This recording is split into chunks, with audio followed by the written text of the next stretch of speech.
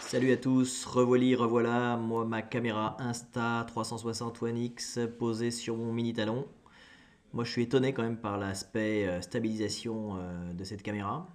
On voit un petit peu le plan de clivage au centre de l'écran, là, entre l'écran droite et l'écran gauche, parce que la caméra est dans l'axe de l'avion, ce qui fait que j'ai le plan de raccordement entre les deux images qui est en milieu d'écran. Évidemment ça fait moins de fardage. Moins de prise au vent que si la caméra était perpendiculaire et donnait plus de prise au vent. Donc là j'ai mis la caméra au milieu de l'avion. Alors évidemment l'inconvénient c'est qu'on voit beaucoup plus l'avion.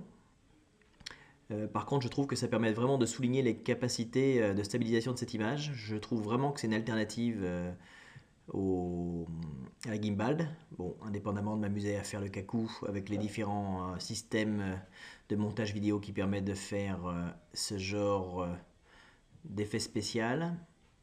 Ensuite, cet effet spécial-là permet de démontrer que les platistes ont raison. En fait, la Terre est ronde, mais c'est uniquement parce qu'on a des optiques d'appareils photo qui font un arrondi sur l'horizon. Hein. Sinon, la Terre est plate, c'est bien connu. Et ça, comme ça, on peut le démontrer par l'absurde.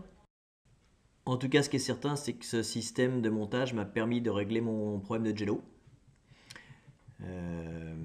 Et donc je vais sans doute prochainement faire des vols avec la caméra montée de la même façon, mais sur le petit bout de planche en bois qui est à l'avant du mini talon. Comme ça, on devrait avoir le double avantage d'un système qui ne vibre pas et de moins voir l'avion sur la vidéo. Donc pour en revenir à l'aspect stabilisation, on a 20 km/h de vent, donc ça souffle pas mal. L'avion gigote un maximum, bien qu'il soit en mode de stabilisation automatique. Et quand même, la vidéo reste tout à fait regardable. Si on n'avait pas l'avion au premier plan, on ne s'apercevrait pas que ça gigote.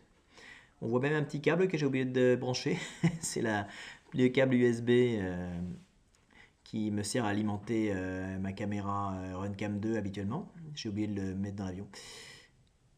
Bon, c'est vraiment impressionnant, hein, cette stabilisation. Alors, j'ai jamais eu de GoPro Hero 7 qui paraît fait pas une assez bonne stabilisation numérique. Donc, je ne saurais pas comparer.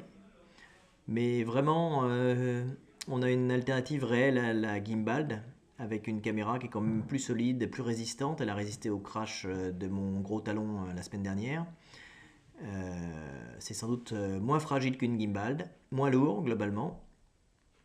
Et c'est donc une alternative à la gimbal de voler avec ce type de caméra. Un autre avantage, c'est qu'on choisit l'endroit où on veut regarder après le vol. Là, donc, je choisis de regarder mon aile droite, puis je choisis de regarder vers l'arrière. Tout ça, c'est au moment du montage et non pas pendant le vol. Or, ceux qui ont déjà volé avec une gimbal savent bien qu'on ne peut pas piloter la gimbal pendant qu'on pilote l'avion. En général, on passe en mode automatique pendant ces opérations-là. Donc ça, c'est un avantage. On peut aussi choisir d'augmenter plus ou moins l'angle de vue de la caméra. C'est pas vraiment un zoom, mais on peut choisir soit d'avoir une image plutôt un peu grosse avec une largeur de champ de vision faible, soit un champ de vision assez large et à ce moment-là on a une image plus petite. Donc tout ça on peut le choisir après en fonction de ce qu'on veut filmer.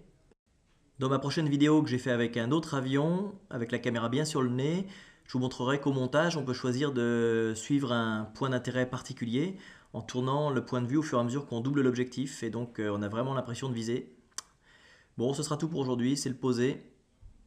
Boum. C'était un peu chaud. Allez, à la prochaine!